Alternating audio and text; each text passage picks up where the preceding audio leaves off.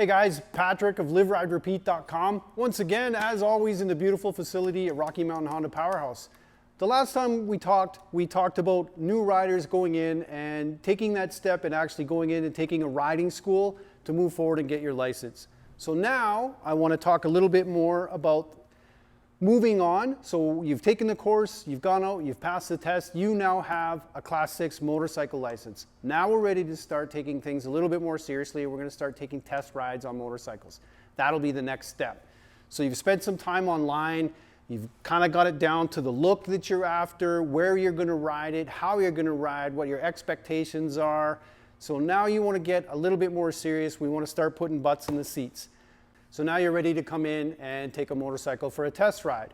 So what I recommend you do is come in, have a conversation with your sales rep, sit on a couple of bikes, have that guy or girl help you kind of dial it in. You're probably going to come in with 3 or 4 bikes that you want to look at, which is perfectly fine.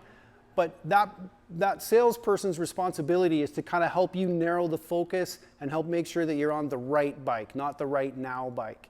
Okay, so once you've kind of dialed that in, I'm sure there'll be some documents for you to sign, and then you're going to go for a test ride. Things to pay attention to when you're test riding. Obviously, when you get on the motorcycle, make sure all your mirrors are in the right place. Make sure it's a very natural feeling. The newer rider you are, the more natural feeling you want everything to be. The other thing I really like to see as a brand new rider is as much foot on the ground as you can get. As your experience grows, as your confidence grows, and as your skills grow, you might start looking at bigger, taller, maybe wider motorcycles, a little bit less foot on the ground.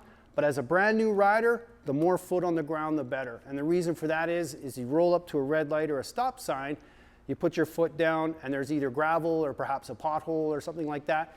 If your foot slips out, I want you to be able to catch it to keep it from going down. There's nothing worse than standing there or laying there trying to pick your motorcycle up. Nobody looks cool picking their motorcycle up.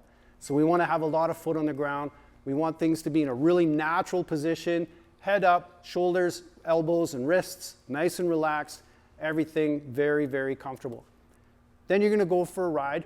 Hopefully you're able to go for a ride in a little bit less populated area. And the reason I like that is you're able to concentrate more on the motorcycle, how it feels, shifting patterns, where the motor wants to be, where it doesn't want to be. Just get used to the motorcycle without having to worry about traffic. Now sometimes different dealerships will have different rules, so sometimes the salesperson is going to go with you. I really like it when that happens because then that person's leading the way and you're able to, as I said, just focus on the motorcycle and go for a nice little ride. When you come back, spend some time talking with that person about what you liked, what didn't you like. Don't worry about offending the salesperson if there was something about the motorcycle you didn't like. When people come in and tell me, oh, I really didn't like this, that, or the other thing, I'm not offended. I didn't build the motorcycle, so whoever you're talking to isn't going to be offended. It's just as important to know what you don't like as it is to know what you do like. So pay attention to all of those things, what you like, what don't you like. Next time we talk, we're going to talk about actually going through the process of picking and taking your new motorcycle home. So until then, we'll talk to you soon.